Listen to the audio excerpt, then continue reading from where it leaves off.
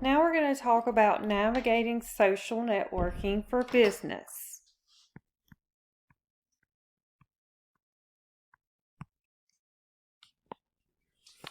You are all familiar with social networking sites such as Instagram, Facebook, Twitter. These are used by businesses for similar reasons and really in much of the same way as podcasts and blogs. So there are a lot of social online communities, and one of those that is very helpful is LinkedIn. It is number one as well, it has the number one spot as 99% of businesses use the platform for business networking and recruiting. And I'm thinking about maybe doing some extra credit where you go and um you join LinkedIn and create your profile. I'm thinking about doing that because I really think LinkedIn is really good for networking. Some of you may already have it. So 72% of American adults use some type of social media. 85% of millennials, and that would be me. 93% of millennials own smartphones, and millennials are now the largest generation in the workforce. Businesses are really eager to connect on social media. They want millennials. They also target other age groups wherever may congregate online. So here's the most popular social media and percentage of American followers. So you can see the top is YouTube. All of my children love YouTube. They really don't watch TV anymore. It's all about YouTube. The most popular social media used by Fortune 500 companies are Facebook, Twitter, YouTube, Instagram, and because of the popularity with 14 to 26-year-olds, advertisers are starting to use TikTok. So I'm going to show you the three most popular brands on Facebook.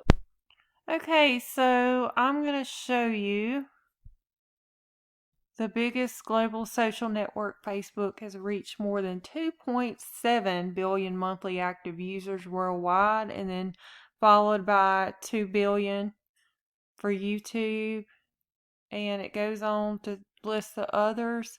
But it says right now the top three product brands with the most fans are Facebook itself with 211 million followers, Samsung 16-20 million, and Coca-Cola 106 million. So these are the brands that rule on Facebook.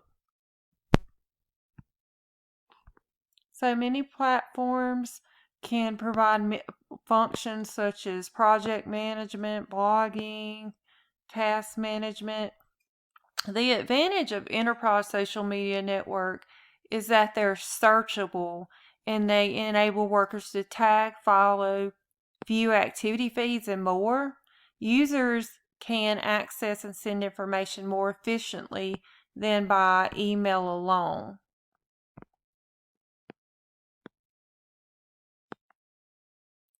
So at IBM, an employer posted a petition against a new company policy that would ban reimbursement for ride-sharing services such as Uber.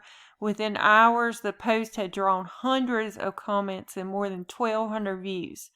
IBM Social Analytics picked up the network traffic, and Diane Gerson, Senior Vice President of Human Resources, responded directly to the employee on the Connection platform and explained that the company would reverse the ban.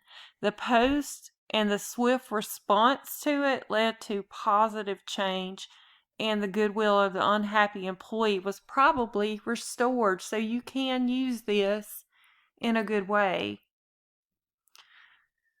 Although more than half of the U.S. employers block social media at work, such efforts can be circumvented when employees use their personal smartphones. VPNs or work from home, In the wake of the COVID pandemic, 66% of U.S. employees work from home at least some of the time. So here's some do's and don'ts. And this is also found in your book. You can, let me move this over so y'all can see it better. This book has a lot of good advice. So remember what you should do. Now, while technology and social media has its advantages, it also has its disadvantages. The dark web is the black market of the internet, and it's a mostly illicit network of websites that cannot be accessed by standard search engines and browsers. Just be aware that when you go on the internet and you use a lot of these social media accounts, that they may be tracking you, and sometimes it will ask you if they can track you, and you can turn it off. But just remember to be careful what you access on the internet. And there's a lot of disinformation out there. And just be aware that there is a lot of disinformation out there.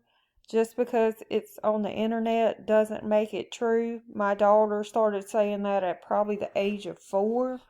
And I thought it was funny that she was only 4 and knew that a lot of things on the internet are not true. And a lot of times there are false stories out there, and they do cause a divide. So just remember, just because you read it doesn't make it true, and to do your own research.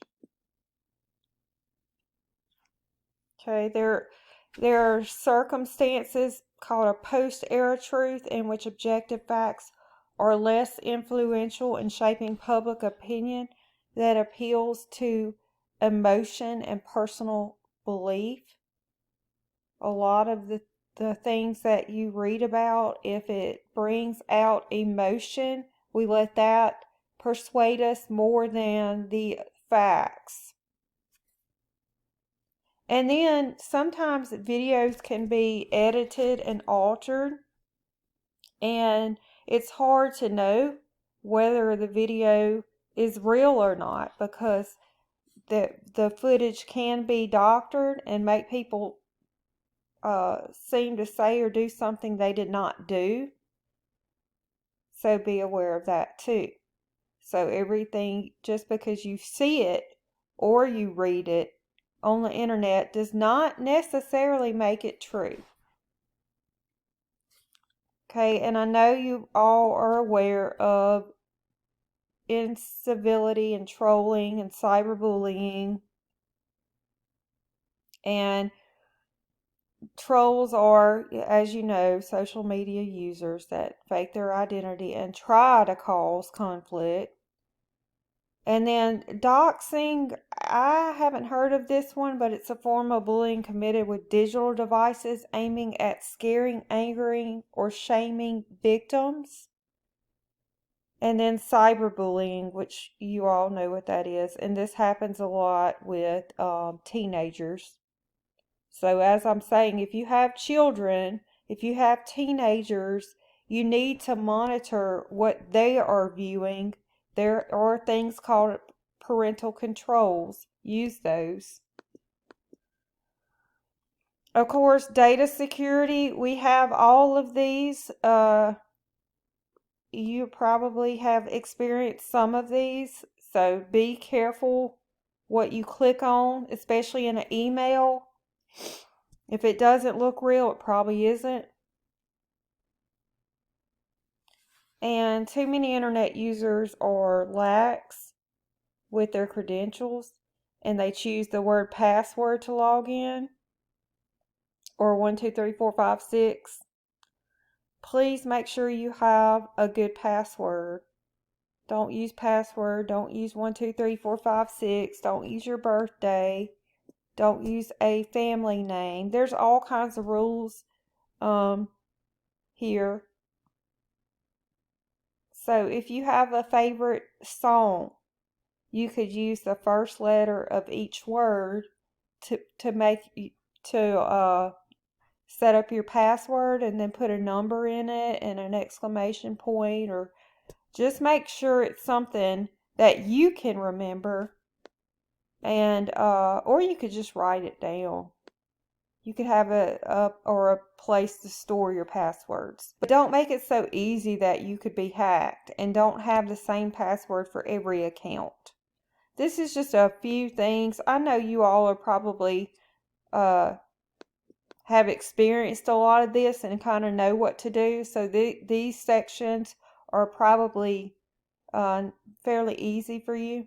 But please let me know if you have any questions about this chapter.